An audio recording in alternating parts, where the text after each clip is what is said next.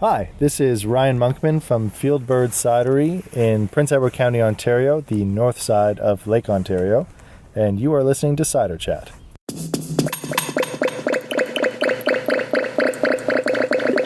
Episode 168.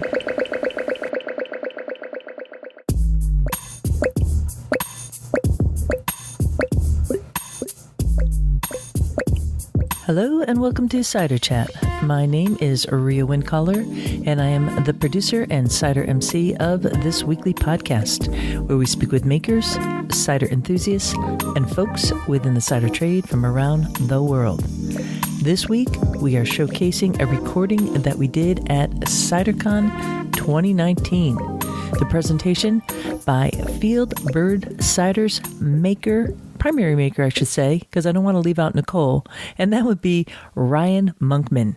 He and Nicole and their family are based up in Prince Edward County, Ontario. As he said, the north shore of Lake Ontario. There's going to be a lot more on that chat coming up, but first, a bit of news out and about in Ciderville. I realized I didn't tell you exactly what the seminar that Ryan was presenting at CiderCon, and that was all about oak. So we're going to be slamming it with oak barrels coming right up. A magnificent presentation. I'm going to hold the horses for now, and we will be getting to that very shortly. But in the meanwhile... Rhea, have you seen Mr. Quince? You know, he's not feeling so happy. Last week, he was a little sleepy, and this week, Mr. Quince has, I've seen a couple tools flying out the cider house window. Indeed. He has not been able to fix that recorder, Rhea, and it's a bit difficult for this pair to be pulling out the card every single time you are bringing us into another segment. I know, Perry Pear. I'm sorry. I know it's not easy, but we got to get the show going forward. Do you think he'll be able to fix it? I don't know. It's kind of rough, and we're using this old wonky recorder, so it's kind of up in the air.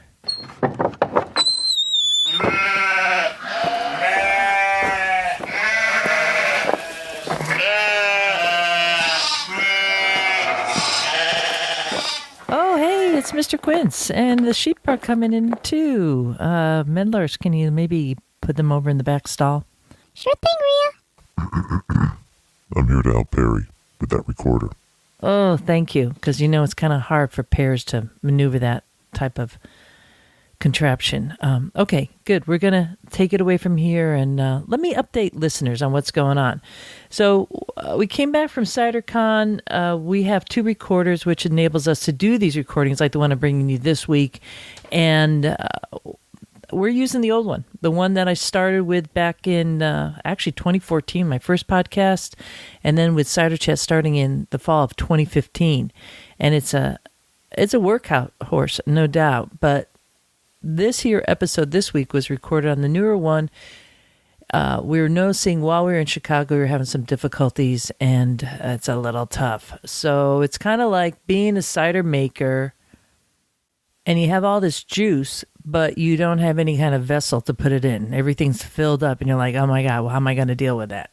That's a little bit what we're dealing with right now in the Cider House production room for all these episodes. So it's a little difficult. It would be great to get a new recorder. Actually, it's not just great. It's actually a necessity to get a new recorder so that we could keep on rolling out all these episodes that we have. There's, a couple things that happen in the podcast world. I am delivering to you this week about almost an hour's worth of the recording from Ryan Monkman on oak and barrels and how to manage that. But I have about 30 minutes that I'm going to be sending over to the patrons of Cider Chat, primarily because of two reasons. One, the patrons really support this, but I've only reached about 30 patrons over the course of 4 years, and they kind of come and go, and things happen. People forget to renew their subscription. And at this point, we've just been staying down at this one level. And I'm shooting for the stars. I don't know about you, Insiderville, but I am shooting for the stars. But shoot, if I can't even afford to pay for extra data storage on the host that deals with this podcast online, and definitely can't buy a new recorder, then it is limiting what I could deliver to you. And that's no good. I mean, we live in the land of abundance. There's no time for scarcity when you are in Ciderville. There is just no time to be there. So it's a symbiotic relationship. We're all supporting each other. If this podcast has been of value to you, and I suspect it is, because this episode's just like kick butt. I mean, wow. Ryan's got so much to offer, so much that has to be learned about barrels, and he is geeking out on that. And there's other people like that. So many people that have come through or I should say, are in the Cider Chat archive. Over 167 episodes, 168 as of this one right here. Wow, if that doesn't make you like sit back and go, "Phew, we are filled with abundance," I don't know what is. So again, if this is of value to you, if you've been listening for a long time, if you're some of those folks who have come up to me and said, "Thank you so much, you've inspired me to open up your cidery," please consider making a donation, make a one-time donation, or joining. $5 a month probably is less than you tip your bartender, who might only see once or twice a month, and we're coming every single week. So that would really, really help and keep us really delivering the best quality that we could reach for, and in turn, keep that cider cup full. Go to ciderchat.com, find the links for the Cider Chat Patreon page, or the link to make a one-time donation today. Let's take it away, Rhea. Hey, I'm ready to go. What about you guys? I'm just a pear, ready to be picked. Roger that. Okay, Barry. Well, let's get on with the show.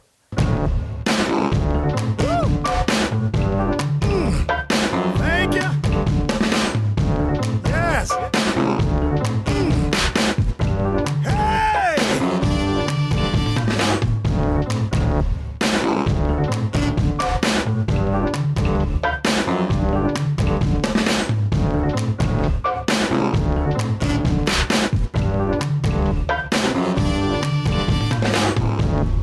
Hello, Cider. You know, when you start getting into homebrew competitions, you know you have come of age, and that's exactly what's happening with the National Homebrew Competition. They are including cider more and more, and as such, I guess it's a big deal to be selected to host the round one competition for the National Homebrew Competition, which now has a division for cider.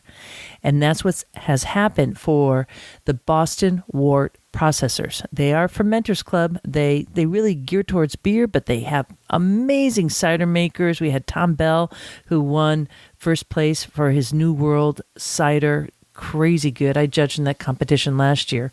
Well, they need judges for the competition coming up on March 30th. It's going to be in Chelsea, Massachusetts. I don't even know how to say my own state. And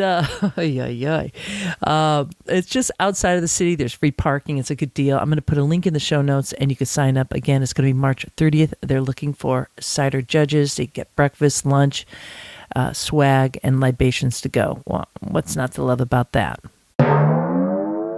I have a very good excuse for not being at that competition, and that is because I'm going to be packing, getting ready, doing my last minute stuff to be heading out to California for the Monterey Bay Cider Tour, being held on April 12th and 13th. That is around Santa Cruz County. You should know that I did extend the early bird special sign up until February 28th. So you have another week where you might be sitting on the fence saying, should I or shouldn't I go? Should I go? Well, here's another update. Last week I mentioned that Jake Mann is going to be at the orchard, showing us around. He and his family have been growing apples for over 100 years, dry farming apples, and now really helping preserve some of the orchards around there that have been neglected. A vast orchard of Fuji apples, and just talking to Jake and finding out what he's doing, how he's managing it, it's really informative, and seeing the orchards is crazy fun, and he's an amazing resource. So we're going to be with him, and also Eric Ryder, who's going to be doing a tasting with Newtown Pippins. Well, I just got the news that Katie Ryder's going to be there too. So she and Eric did an episode. You got to go listen to them. It's just so fun and funny and informative, really passionate about the work that she's doing. So check that out. Look for a link in the show notes, or just go to the Monterey Bay link at the Totally Cider page at ciderchat.com. You'll get all the info. That's where the reservation form is. I'm sure I'll be bringing you more and more news coming along. We have a nice group already signed up. I'm stoked to be with these people. You know, it's going to be uber boutique setup. I can't tell you everything because it's going to be special for them. But let me just say, if you are sitting on the fence, come on over, have some fun. It's going to be a really awesome time. Monterey Bay, April 12th and 13th. Yeah, I can't wait. And before we roll out to Ryan, we got a little note coming in from Ontario here. This is from Grant, who made a donation to Cider Chat last week. It really came in handy to pay for some of the the Lyft rides I had to take while I was in Chicago. So thank you so much, Grant. Thank you. Can't know what that means to me. He wrote, I wanted to kind of find out what's he doing up there. And it turns out that he has about 2.5 acres north of Picton, which is in Prince Edward County. So that's the same county that Ryan's from. And this spring, he's planting 16 apple trees, 5 or 6 cider varieties, and he is sourcing his ingredients from all around southern Ontario. These apples will be used for his vinegar personal cider. Isn't that cool? Yeah, I love hearing that. He's not even going commercial as a cider maker, and he's finding the podcast worthwhile and loves it. So thank you, Grant. You really made my day. It's listeners like you who really look outside of your own territory and see the value of what this brings to all of us. A tip of the glass to you, and best of luck in this upcoming spring up there in Prince Edward County.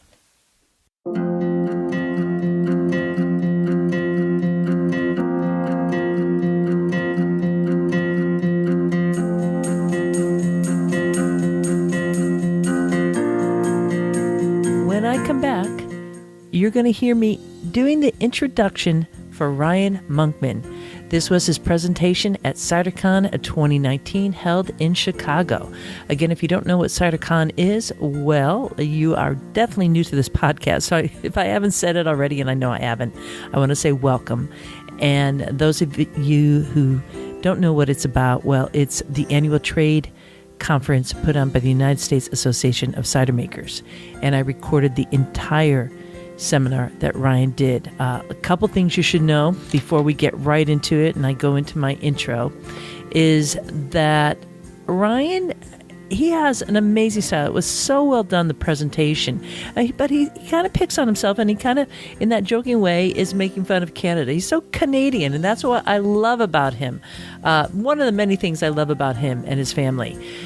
So you got to take it with a grain of salt when he's kind of joking about the Georgian Bay or different territories there. He's joking about it because, Canada is this huge country to the north of the U.S., and it's almost as if it doesn't exist. It's like on the back of the U.S., which is so not true. So I wanted to give you the heads up on that because you might be surprised on how he's kind of going along. And then the other piece is how he taught this. He's going to be asking for green paper and orange paper. So he gave 2 different colors to the audience, and he asked for a show of hand to raise orange if you wanted to talk about one topic or green for the other. And that was just an ingenious way for him to get a cross-section of the audience. So you'll hear him doing that, and hopefully that'll fill you in on how he actually worked the presentation as this kind of question and answer period. So we're going to go to the big bulk of this presentation, again held at CiderCon in Chicago in 2019. And we begin with my introduction of Ryan, which I was so privileged to have the opportunity to do.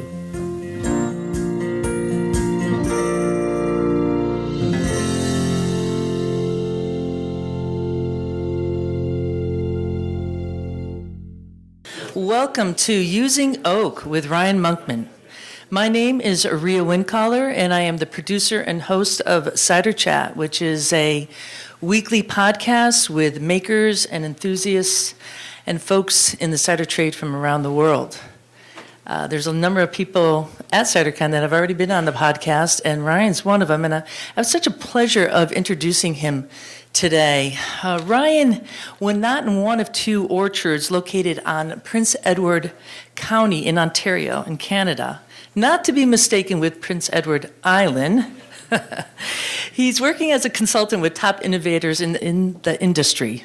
I had the opportunity to record a chat during a cider dinner with just some of those makers and innovators. So you might want to check out episode 131, Cider Barrels with a Cooper, a Maker, and Thierry Lemaire.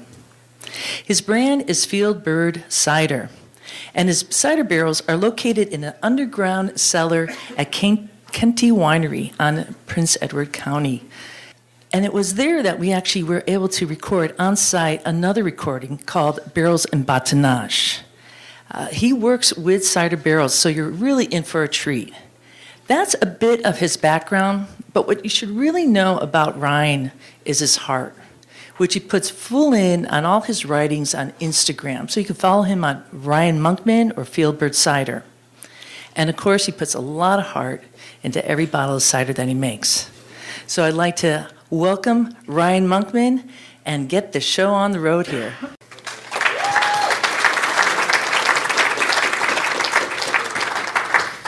My main goal here is to make you all regret signing up for it. So brace yourselves. My name is Ryan Monkman. I'm based in Prince Edward County, Ontario, where my wife Nicole and I, who literally I was just talking to back there but now has disappeared, we run...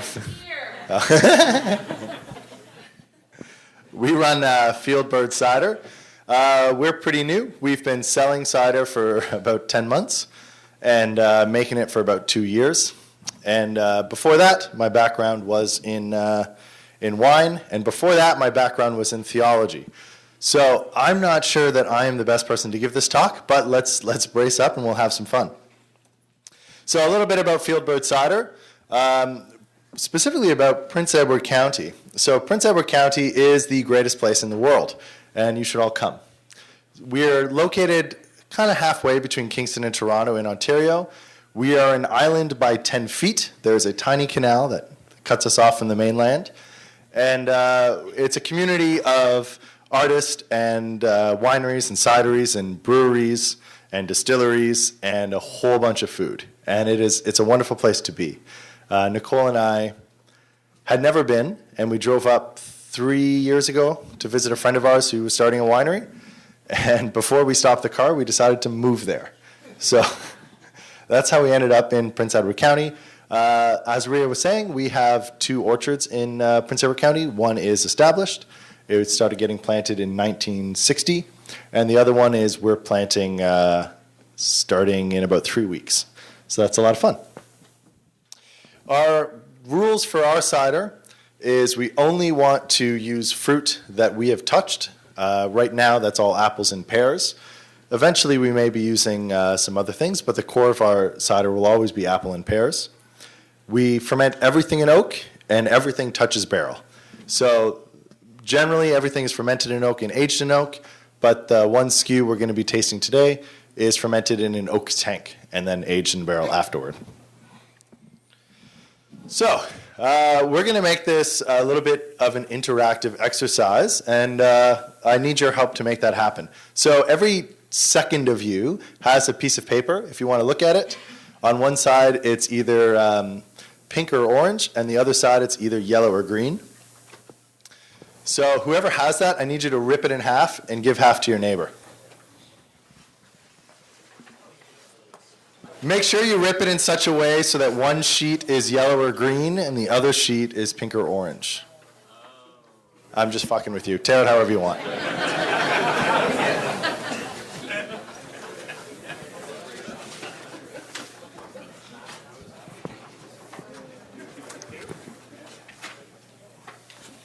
Cool. What you'll now have, and then pass half to your neighbor. So everyone should have like a half sheet of paper that is either, if there are people in the seats at the back, if you want papers, there's some up here if you want to grab them. So each of you will have a half sheet of paper that's either going to be green or yellow on one side or orange and pink on the other. For us, pink and orange are the same thing. Green and yellow are the same thing. Okay? So you each have a voting card. So an example, can I get everyone to hold up the orange card pointing toward me? Cool. So I should see a bunch of orange and pink. And can I get everyone to show me the green card? So I should see a bunch of green or yellow. Now, if you're looking from the back, you'll see the opposite color. So when it comes time for peer pressure to make your choice, just remember that any color you see is the opposite of what I see. So throughout this talk, we're going to have voting stops. It's our little choose-your-own adventure. So I got about a dozen talks on oak prepared here. We'll probably cover like 6 or 7 of them. But at the end of each talk, I'm going to give you a choice of where to go next, and we're going to vote on it to decide. If you have 4 ciders in front of you, can you hold up the orange card? And if you don't have 4 ciders in front of you, can you hold up the green? If you want to talk about cleaning barrels, hold up the orange card. And if you want to talk about topping and stirring, hold up the green. So orange is cleaning barrels, green is topping and stirring. Okay, I'm seeing predominantly green, so we're going to talk about topping and stirring. So when Rhea was visiting us last May, I put her straight to work, which was on batonnage, which is stirring barrels, and is easily my favorite job in the cellar. But as much as it's my favorite job, the most important job is making sure barrels are full. So a standard barrel is 225 or 228 liters. And what's going to happen over time is we're going to see moisture wick out of the wood and air replace it. So even if you fill your barrel bright full, a couple weeks later you might have like a quarter gallon of headspace in there of air. So it's important to every couple weeks get in and fill your barrels. We take off the bung. So we keep top-up cider in a separate tank, often in kegs. And just to maintain that that's a safe spot, we do use high sulfur in our top-ups so that nothing kind of goes off in them. We fill it into a jug, take it back over to our barrel, and we pour it in. It really is that simple. So all we're doing is filling up the headspace. This is important. So if we don't fill that headspace, what's going to happen pretty quickly is we'll start getting yeast surface growth on the top, which is going to lead to volatile acidity, which is going to lead to some really disgusting cider. So cider, even more so than wine, is susceptible to going bad in barrel. So topping is really important for us to keep it good and clean. Sometimes we don't have top-up wine or top-up cider, so then we start looking around for things we can use. So pretty commonly, when I rack cider out of barrel or when I rack it out of tank, I'm left with lees, which is the sediment at the bottom. Especially if this is yeast lees, I throw that into a barrel. I try to keep my yeast lees around as much as possible, and by the time I end up pulling something out of barrel, there's usually about 4 times as much lees in there as there should be, because anytime I have it, I throw it in the barrels as top up. What I like about that is it gives a good round character. It's increasing the biological activity in the cider itself, so the cider is more alive, and it's kind of fun to clean up afterward. And if you're really screwed, you got nothing, top it with gas. So this is pumping CO2 in the top of a barrel. It's about 2 weeks away from getting racked out to get to bottle. And I wanted to keep it in barrel a little bit longer, but I had nothing to put in top. So we started pumping CO2 in every second day. Historically, people use pond water. I would recommend not using pond water. I think that's probably going to lead to more biological infection. Stirring's my favorite part. Stirring the barrels takes those lees and brings them back into suspension. So we use a barrel stirrer like this at FieldBird. The only reason we use that is because the winery we rent space at has 6 of them. A lot of friends of ours just use plastic spoons or pieces of hose. But anything you can get in there to sweep it up is amazing, because you pull those lees back into suspension, you keep them active in the cider, and it keeps it alive and fresh, and you extract more and more. It's really important to do this before topping, because I've tried it a few times after topping. As soon as you stick the spoon in, it overflows everywhere.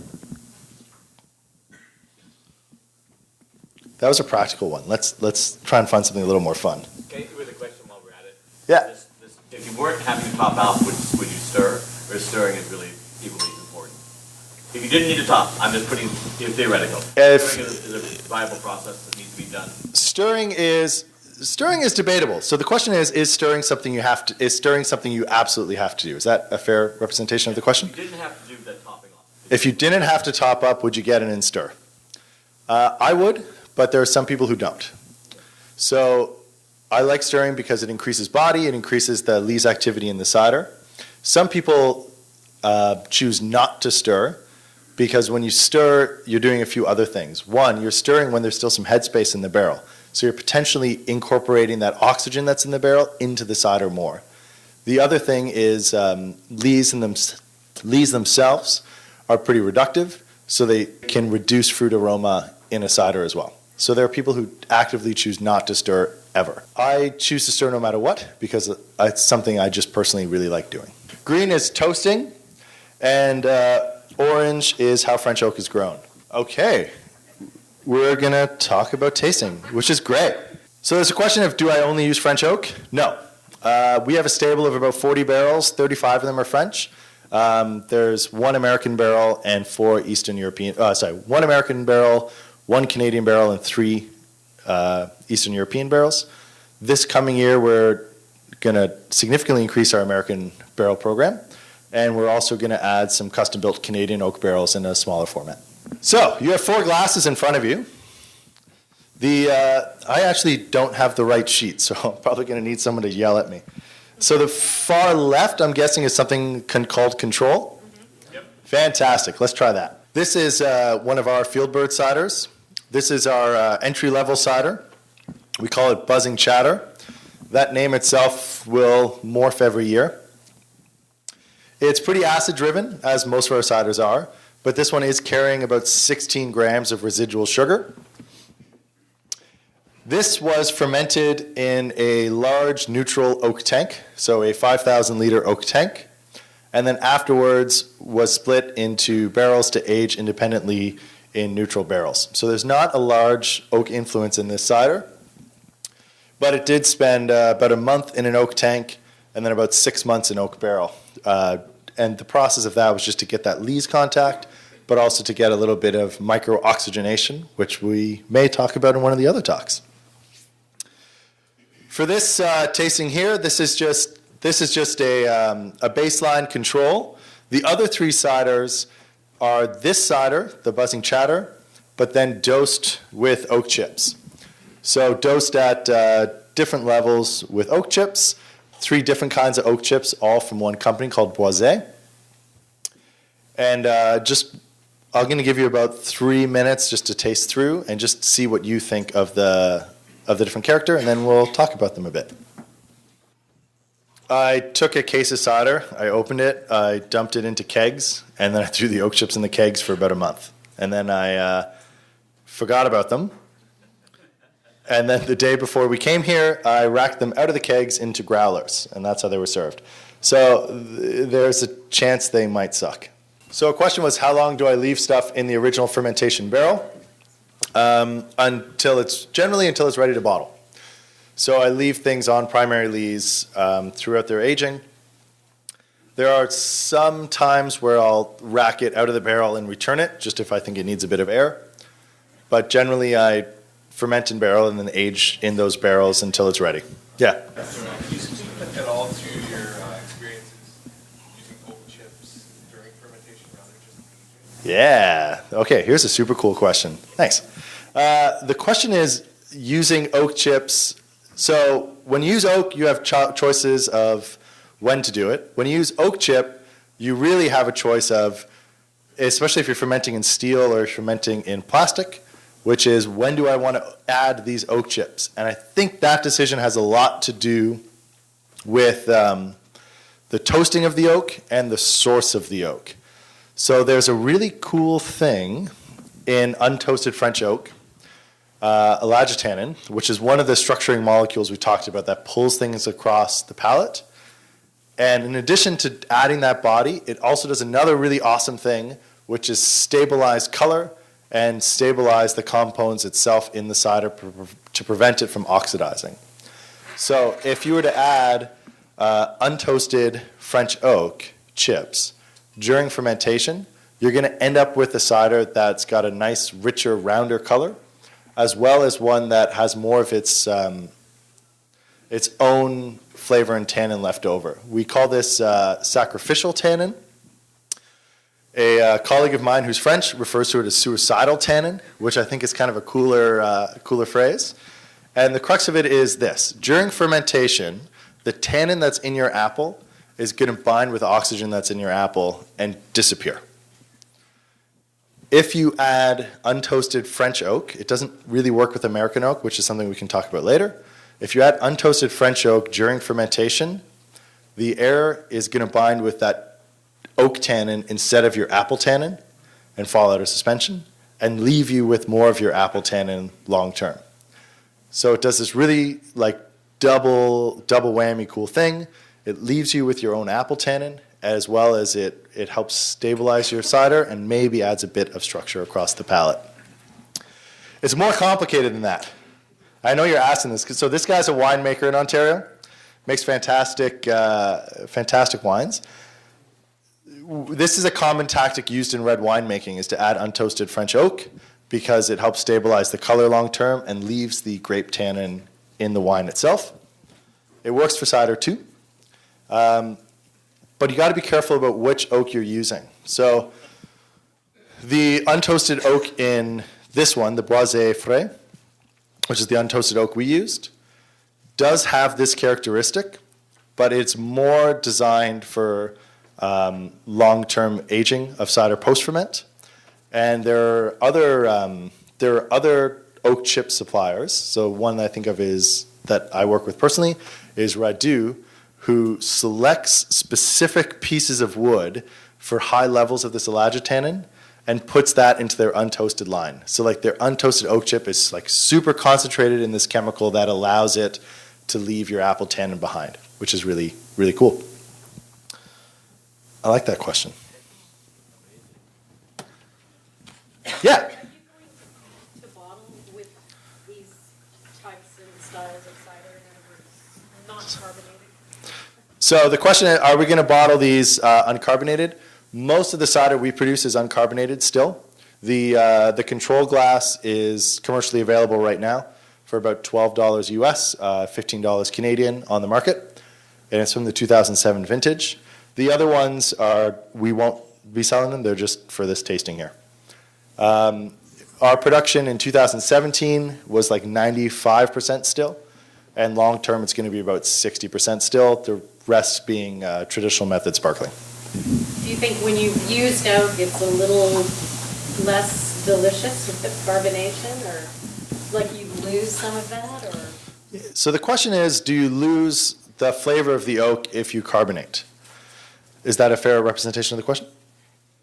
I don't think so. I think in some regards too, carbonating can enhance the oak aromas, especially. So if you're using a heavy toasted barrel where you have that vanilla, that smoke flavor, the carbonation can help lift that so you actually smell more of it. We don't carbonate our ciders. Selfishly, I like to drink still cider. And I'm sure, so like raise your hand if you own a cidery or work at a cidery. And how often you have to drink your own cider? My God. So most of the choices we make are pretty selfish. Just trying to create something that Nicole and I like to drink. We do drink carbonated cider. In Ontario, we have a lot of we call them like $3 cans. So our government retailer moves a lot of like tall boy cans of cider that are like $3 to $4 each. And like there are some that like are fantastic and some that are kind of middle of the road. Thankfully, none of them are bad. Like they're all pretty good to drink. They're generally pretty similar because that's the market that our government retailer is trying to hit. So they're all 30 to 60 grams residual sugar, all somewhere around like, I'm trying to think the equivalent in volumes, but like just under 1 bar of pressure, and similar apple bases, and they're delicious. Like they're really good. We drink a lot of them. I drink a lot of them when I make this stuff. But for us, we decided to make still cider because there's not a lot of it in the market, and we like to drink it. And we're hoping that maybe there are other people who do, which might not be true. Yeah. So you're talking about like the sacrificial tannins and using French oak, like untoasted French oak, to kind of like pull that oxygen and bind it. What about just using the neutral French oak barrels to do the same thing, or you actually have to add fresh French oak chips? So the question is, during ferment, to do that sacrificial tannin stabilizing, do you have to add untoasted French oak chips, or can you use old neutral French oak barrels? So you can use new French oak barrels. So when a barrel is constructed, I'm going to make this one of the options for the next talk. When the barrel is constructed and toasted, generally only the body of the barrel is toasted and not the heads. So the heads are untoasted French oak if it's a French oak barrel. And if you ferment in that first go, you will extract that element of it. But it has to be a new French oak barrel. So as a barrel becomes neutral over years of aging cider or wine in it, that's seeping out over time. And one of the aspects of it being neutral is that there's no tannin left in it. So how is a barrel made? So we're going to pick up the story here from where trees arrive at a cooperage. A cooperage is a factory that makes barrels. So the trees arrive. If you're from Canada or like northern U.S., I'm sure you've seen a logging truck before, which is just a truck driving down the road carrying a bunch of trees without branches on it. So that's how they arrive at the cooperage. And then there's a few steps that the wood goes through between getting from that tree state into becoming a barrel. And this is where a noticeable difference of American oak and French oak lies. So who has cut celery before? Cool. When you cut celery, there's like the little like wick stems inside of it, right? They look like little tiny straws. So oak has those too. In American oak, the straws run just like they do in celery, straight down the stalk without issue. In a French oak, the straws run at really weird angles and go in all sorts of different directions. And unfortunately, if that straw that's in that piece of oak touches the inside of the barrel where the cider lives and touches the outside of the barrel where the air lives, it's just going to leak cider nonstop forever. So the first manufacturing choice that a cooperage makes is how to deal with this straw issue. American oak, because they all run in the same direction down the length of the tree, it's easy. They can just saw it, just like you would any other timber. French oak, because they change the direction they're going throughout the tree and the part of the tree, it's split. So if anyone's ever bought a barrel before, you see that like a French oak barrel is almost twice the price of an American oak barrel. This is one of the reasons. So when they take the wood and they split it, they keep splitting it until they're in basically the size, which you'll see on the left side of the screen, that they can start working with it at the mill. In this process, they lose 80% of the tree. So a French oak tree, only about 20% of it can be turned into barrels. This is a picture from Hermitage Cooperage. They take that 80% that can't be made into barrels, and they turn it into railway ties. So most of like France, the railway ties are from this factory that is designed to make barrels. One of the reasons French oak is so much more expensive than American oak is because the ratio of the tree that can be used. Only about 20% of a French oak tree can be used versus about 80% of an American or Canadian oak tree can be used. So the first step here is the splitting, and then they're going to mill those hunks of wood we see on the left-hand side. They're going to kind of split those and saw them a little bit more until they're in like planks of wood. And then they throw them outside for a really long time. So once the wood has been milled into there's a French word for this, but I don't know what it's called, but we're going to call them staves, but I'll get yelled at if like someone who actually knows what they're talking about hears me call them staves. We're going to call them planks. So these planks of wood are stacked. You can see a picture on the left-hand side of them being stacked to allow a little bit of airflow, and then put outside basically in a parking lot for anywhere from 2 to 4 years. So why this is important is we talked about the untoasted oak and how there's that tannin in it that's kind of grippy. Fresh wood has a lot of it, way too much of it. By putting it outside, there's a few things that happen. One, it gets rained on, and that helps wash it away. Two, it gets sunshine on it, which helps bake it away and cure it. So after 2 to 4 years, depending on what the cidery decides they want for their barrel, you'll end up with wood that's ready to use and won't shrink anymore or change size because it's gone through this curing process. The picture on the right-hand side is kind of neat. So if you look at the gravel, you'll see that there's kind of 2 tones of gravel. One is black, one is kind of beige. So the black is from the runoff of the wood. So as it gets rained on, it's washing some of that tannin away. The tannin is going into the gravel and then baking in the sun and causing it to turn like this. So has anyone oversteeped a mug of tea, like left the tea bag in there too long, and it like hurts your mouth and is super grippy and then your stomach gets upset? It's the same thing that's happening here. So it takes 2 to 4 years, but they're basically seeping out those really harsh tannins, and it goes into the ground. After the aging, the planks are then cut into what is actually called a stave. The major difference being how the ends go. So if you've seen a barrel that's rounded together, in order to have the ends rounded, they need to be a little bit narrower. So the wood is milled. You can see kind of the spaces on the right-hand side between the staves. It is then bent into a barrel shape, just the body without the heads, and lit on fire. So each barrel is individually toasted, and that is kind of like one of the major choices that the cider maker makes is how toasted they want it. Like we were tasting before, sometimes you want a heavier toast, sometimes a lighter one, depending on the style you're going for.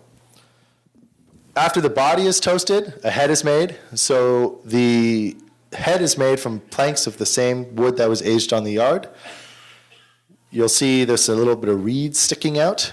So the wood is tied together with reeds in between, pressured together with like being hammered and pressed together. So there's no glue.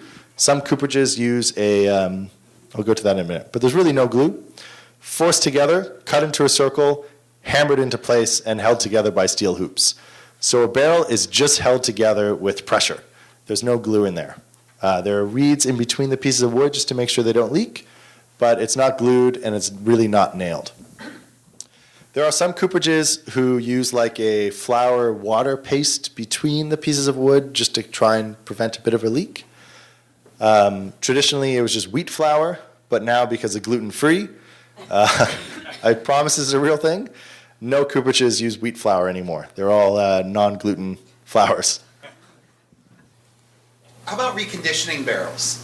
You know, I mean, like what percentage of the tannins, or how deep into the wood do the tannins get extracted, and can you take, you know, I know people who take apart barrels, plane them down, put them back together, fire them, and now they've got a barrel again. What is that effective, or have you? Yeah, there you go. So the idea here is if you had an old barrel, can you take the barrel apart into all the different staves, scrape off the toasted saturated part, reform it and retoast it. So you end up with a barrel that looks the same on the outside, but on the inside is thinner and retoasted. So yeah, this is definitely done, and it's pretty inexpensive. Costs like $200, $150 to get it done to a barrel. A standard barrel, the pieces of wood in it are 27, can someone convert this to inches? 27 mils thick, which is like 1.25 inches, something like that. So there is some room there to replane it and retoast it. The difficulty is that a barrel that is that old to the point where you're reconditioning it likely has Brett or Acetobacter seeped into the wood, and when you recondition it, you don't get rid of it. So it's a great way to reuse barrels for like a sour program where you're trying to create that environment where there's Brett and there's Acetobacter and you're making a soured cider or a sour beer, but it is difficult to recondition a barrel and use it for, like, I don't mean this in like a derogatory term, like use it for a clean cider. Yeah. So inevitably, if you do that, it's very likely you're going to have a bread infection, which works really well for some SKUs, but not for others. A lot of different types of oak. Are all the countries using white oak? So the question is everyone using white oak? That's covered in oak choices. So do we want to, orange is for oak choices, and green is for cleaning barrels. Okay, that's mostly orange, so we're going to go with oak choices. I'm talking a lot about barrels because that's what we use. We're also going to cover oak alternatives such as chips and oak tanks and staves and all that fun stuff. Has anyone seen in a barrel ordering form before? So like sometimes suppliers will come around, usually in like May, June, and like try to pressure you to buy a bunch of barrels, and they give you like a stack of paper with 1,000 choices, and you have no idea what the fuck any of them are. Anyone seen one of these things? We're going to go off the deep end here. There's a lot of choices in a barrel. And if you would have a American oak barrel, there's maybe 6,000 or 7,000 iterations of an American oak barrel when you get through all the choices. And that's one of the cool things we're going to talk about. So one thing to know is grain. So oak has different thicknesses of grain. They're graded from coarse to fine or superfine, sometimes called tight or extra tight or special select tight on the fine side. And this is the actual space between the rings of the tree. So an easy way to think about it is if something is grown in a warmer area, the tree grows more every year, so that space between the rings is going to be wider. If something is grown in a colder area or in a more stressed environment, the rings are going to be tighter because the tree grows only a little bit each year. And why that matters is because it affects that transfer of air in and cider out of the barrel. So the tighter that grain is, the tighter the spaces are for there to be a transfer. The looser it is, the broader that space is, so more transfer happens. Whiskey is typically done in coarse grain or super wide barrels. Most spirits are. And like California Chardonnays are typically done in tighter grains to have that process be a lot slower. There are differences between American and French oak barrels, but they're all white oak. So basically that's unfair. I don't know, 90-95% of the wood used for barrels in cider and wine is white oak. The remainder being other kinds of oak, sometimes maple, sometimes chestnut, depending on where you are. But the vast majority of all oak, whether it's barrel or whether it's oak alternatives, is going to be white oak. There are different species of white oak, and that's where things get a little interesting. So in France and Eastern Europe, the number one species of oak is Quercus robur, which is the thing that has the high levels of tannin and low levels of flavor. There's also a smaller percentage that's used in French oak barrels called like Sicile oak, which is super aromatic and flowery. It's got different aromatics than American oak does. So American oak has like cool vanilla, warm baking spices. Sicile oak is like really floral in its appearance. But the cool thing about French oak is that these trees have sex all the time. So most French oak is a blend of the two. And you're kind of like, well, it's like mostly robur or it's mostly Sicile. But that's why French oak tends to have that floweriness in addition to the structure. Eastern European oak, which isn't here, is just straight robur, which has that structure, and sometimes people call it like a spiciness coming through. American oak is Quercus alba, which is a different species of white oak, and it doesn't have much tannin in it at all, or much structuring elements. It does have a huge level of aromatics, specifically like vanillin, which gives that vanilla note, or like coconut and warm spice. And it also has like a dead, like if you taste it, think of like dill, like fresh dill. And you can get that smell right away. That is only in American and Canadian oak. So if you smell that, you know it's American or Canadian oak. If you have a sour cider from an American oak barrel, it smells like dill pickles. It's pretty cool. And like it's like a dead giveaway that that's what it is, which is kind of fun to play with. So after you select what thickness of wood you want, the coarsity, and after you select where that oak is coming from, you have to select how it's going to be toasted.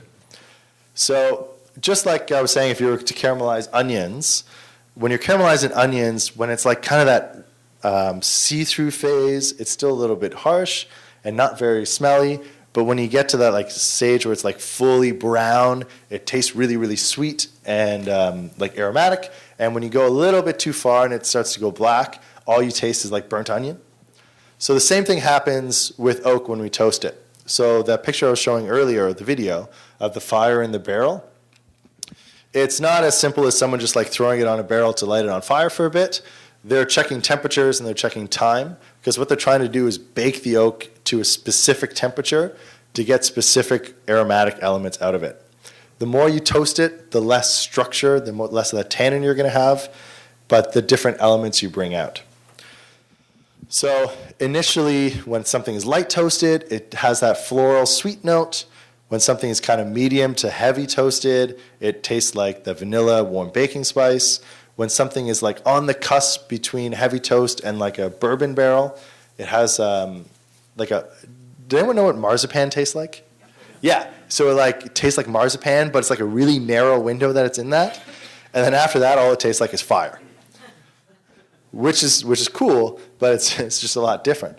So when selecting the barrel, you also have to, or even the chips in the case in front of you, you have to like think about how toasted you want it for what you're trying to say with your cider.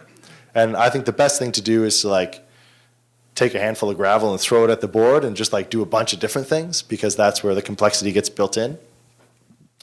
But when you're selecting one thing or just a couple things, you really have to be mindful of what that toasting is. So I get asked a lot, like, can I use a bourbon barrel for cider? Can I use a beer barrel for cider? Of course you can. Of course you can. I think any barrel is better than no barrel. The bourbon barrels are built very differently than a standard wine barrel. So they're going to give very different ciders. So a wine barrel tends to be a tight grain. It's most commonly a light or a medium toast, sometimes what we call medium plus toast, which is in that vanilla zone. And it's more often than not French or European oak. Maybe 15% of wine barrels are American oak. A bourbon barrel is kind of like the exact opposite end of the spectrum. Tends to be very coarse grain because you're trying to get quick air exchange. It's going to be a heavy toast, so past the vanilla note, past the almond note into the fire zone. And it's almost always American oak. So it has that the aromatic side, but not the structure side. Couple things. So with the traditional bourbon, then, if it's moving past that sort of vanilla and almond note, how then do you get this? Because I would say it's fairly characteristic of most bourbons to have a pretty notable vanillin note. Is that just from it going past the char in the barrel? Yeah, so the question is, why do you get a vanilla note out of bourbon if it's in that char zone? And the answer is, yeah, it's time. So when making bourbon, or most whiskeys, there's a minimum amount of time it has to spend in barrel. One of the benefits of that time is that it goes through the char layer into a zone that was heated when it was being charred. So just past the char level is a zone that was in that vanilla zone or in that almond zone. And then beyond that is a part that was untoasted. So as the bourbon seeps into that vanilla zone and goes back and forth as pressure changes, it's pulling that flavor in. So the dominant flavor is still that smoke, but you have those kind of vanilla undertones. The longer something's aged in barrel, like the older the bourbon, the more of that vanilla note you're going to have coming through. And then my second part, really quick, is what is the kind of barrel? We've got it divided in this way. What does something like Calvados or Cognac or some of the other European brandies, are they? I know it would be presumably European oaks, but are they using the coarser grain or the tighter grain or something in between? Are spirits made outside of America using American oak still, or are they using French or European oak? It depends where you are. In Spain, they're using American oak. In France, they're using French oak, but they're typically getting it from a forest called Limousin, which is in the south of France in a really hot area where the trees grow very fast. So they're very coarse grain, and there's almost no, the sessile oak I was talking about, there's almost no sessile oak influence in Limousin. So they tend to be structural and that wide coarse grain selection. So Limousin is sometimes used in like big heavy red wines. It's rarely used in cider, and it's rarely used in medium body wines because it has that coarseness.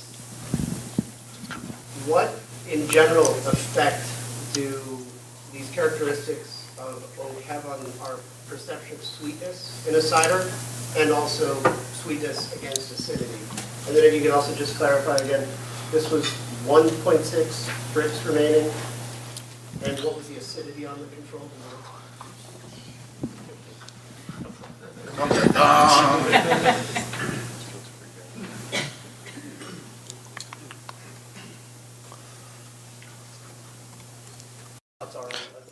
I wanted to admit something about the control.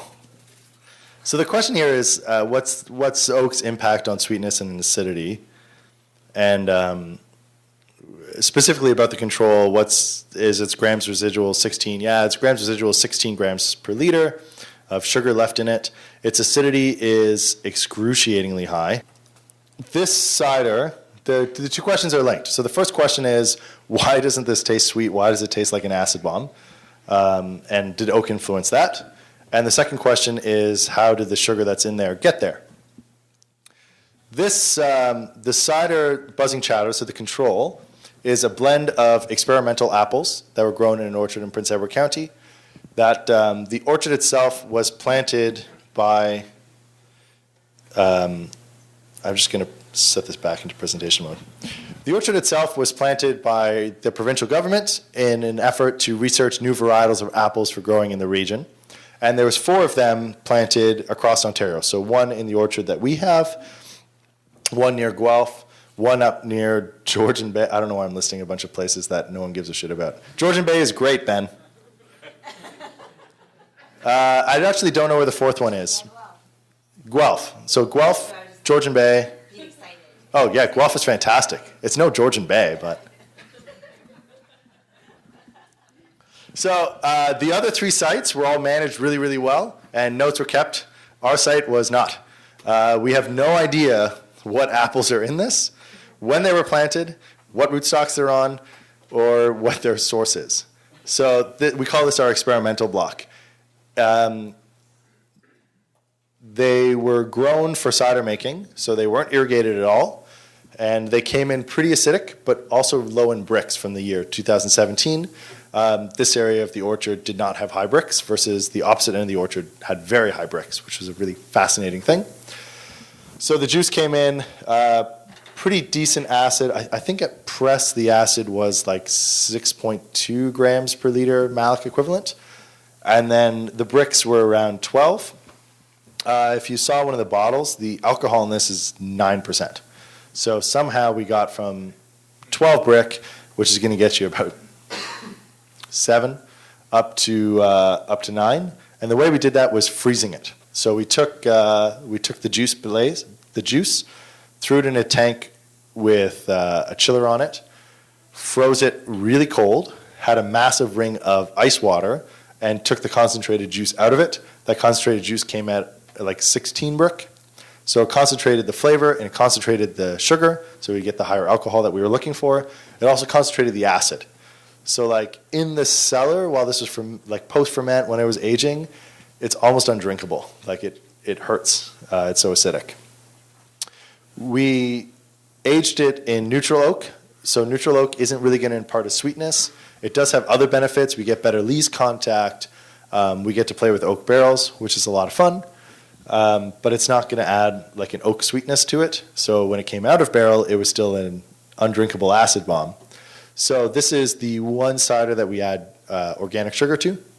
So we added 16 grams per liter. Actually, we added 14 grams per liter of acidic sugar to it. Sorry, of organic sugar to it. And there was 2 grams of unfermented sugar in it.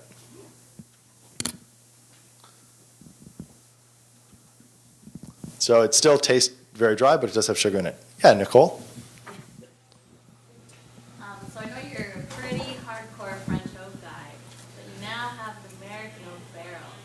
I want to know what you named that barrel. I look at my pictures, but I'm embarrassed to. So to keep track of barrels, we ferment in barrel, we age in barrel, and we treat each barrel as an individual. So to keep track of how to ID them, we name our barrels. So our barrels are named everything from Tom and Jerry to Duck Hendon. But we do have one American oak barrel that we bought for vintage 2018, because I wasn't working with American oak and cider because I was afraid of the aromatic intensity and the lower structure. And I was convinced that I was wrong by Rhea Windcaller, who introduced me when she visited in May. So the next day, I called Cooperage Redu out of California, and I ordered an American oak barrel, which we got in August, and we named Rhea. So our American oak barrel is named Rhea.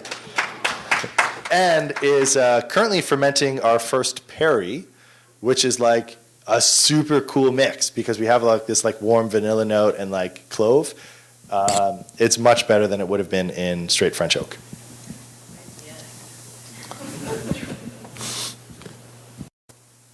There are ways to use oak in the cellar that aren't using barrels. Barrels inherently are really expensive and can go wrong quickly and require like to be full all the time, which is pretty hard. So oak alternatives are a really good option as an alternative to barrels. So if you're trying to create an oaky profile quicker, because they're faster. Also, if you're trying to get more consistency, so if you have like one product line you want to be oaked, but you want it to taste very similar every single time, oak alternatives are a great option for that. They're also a really great option as a process tool, like we were talking about earlier, to like stabilize color, and as a sacrificial tannin. That's something that is possible with a barrel, but is like crazy expensive to do with a barrel, and it's really easy and precise to do with oak alternatives. So there's like two main kinds we're going to talk about. So one is oak tanks. Oak tanks, for the first 2, 3, 4 times you ferment in them or use them, they're going to be very flavorful, really impactful. After that, they're just a tank that sometimes lets air in. But when it lets air in, it's really slow, so it helps build flavor as opposed to mute it. They're super fun to work with. Having like these big hunks of wood in the middle of the cellar, one, looks really great when people are on tours, and two, like they develop their own personalities. So like you know that cider fermented in this tank is going to be cider fermented in that tank. Sometimes those personalities are like bready. Other times they're like sweet, and it's really fun to play off each other. I actually think they're more fun than barrels. They're much harder to maintain because it is rare that you're going to have like a 5,000 liter tank or a 10,000 liter tank full all the time. So that leads to things like we have here. The oak tank that we use at Kente Winery, we have to like steam every month just to keep it from falling apart. So just like a barrel, there's no glue, there's no nails in this. It's just held together by swelled wood. So if the wood dries out, the tank will just fall apart. So we have to get in there and steam it pretty often. So there's like a cool balance with oak tanks, which is they're a lot of fun to use. They're also a lot of work to use.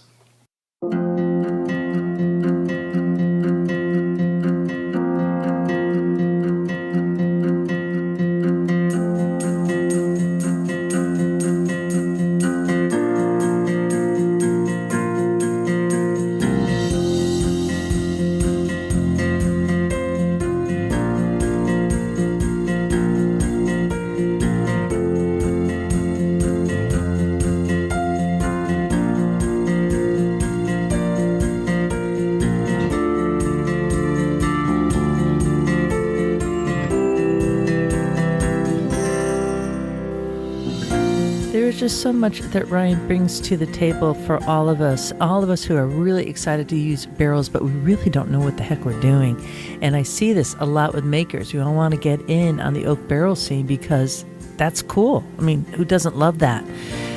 And he has all these connections, both in his own country and internationally, really working with major folks in the industry. I mean, huge. That's why I want you to definitely check out. Go to the links if you can't remember.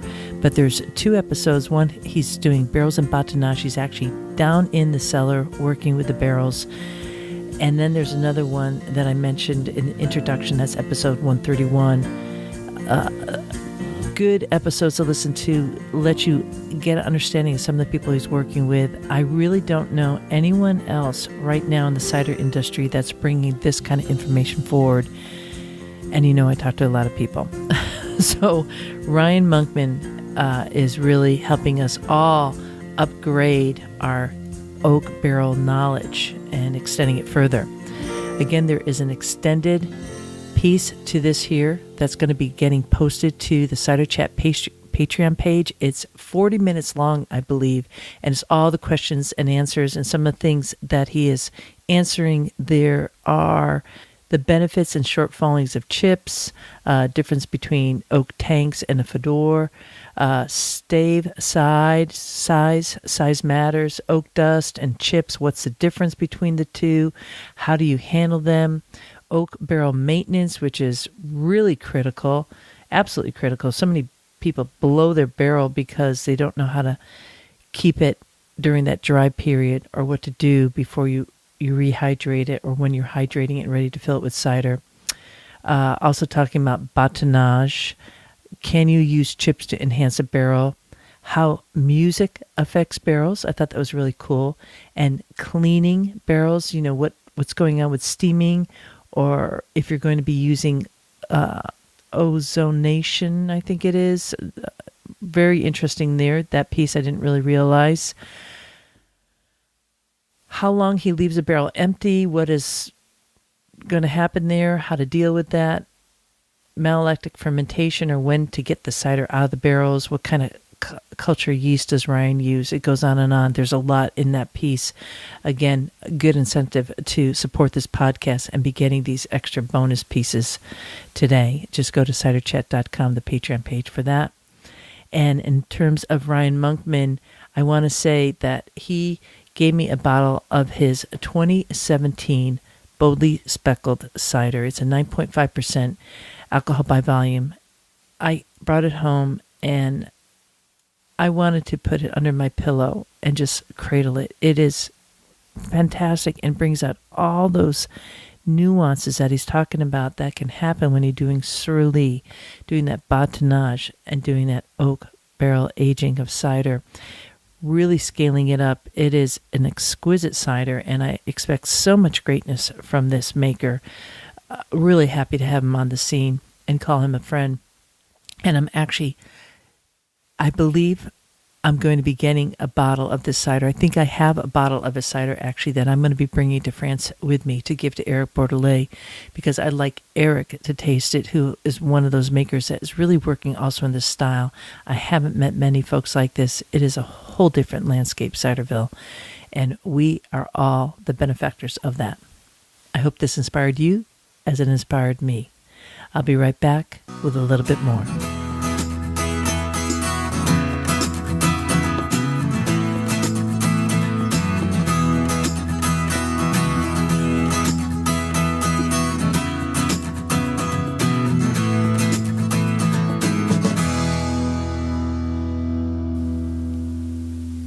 I hope it's a good day wherever you are out there in Ciderville. It's sunny here.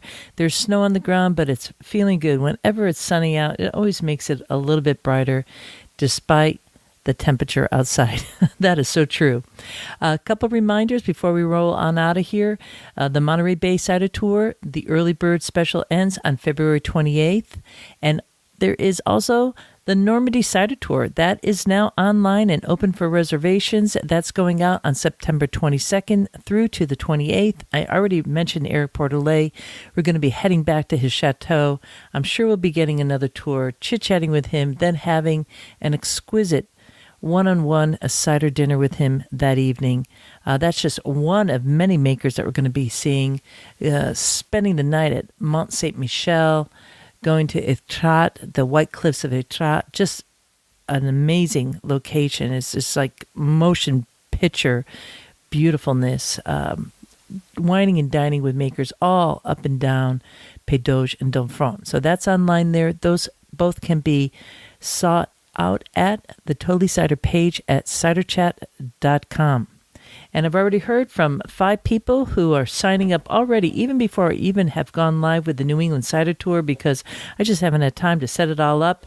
But I am taking names. So if you want to get on that list for the October 31st, 2019 New England Cider Tour, that'll be rolling out of Greenfield, Massachusetts to New England Makers to kick off Cider Days, 25 years Cider Days. This is 25 years Cider Days, the annual Franklin County Cider Days. Big stuff coming on the horizon there for that. Do let me know. Send an email to ria@ciderchat.com.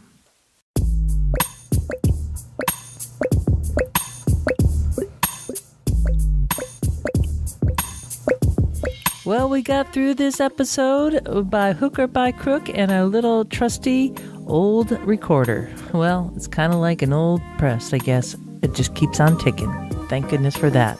This is Rhea Windcaller signing off for now. Looking forward to seeing you in Ciderville.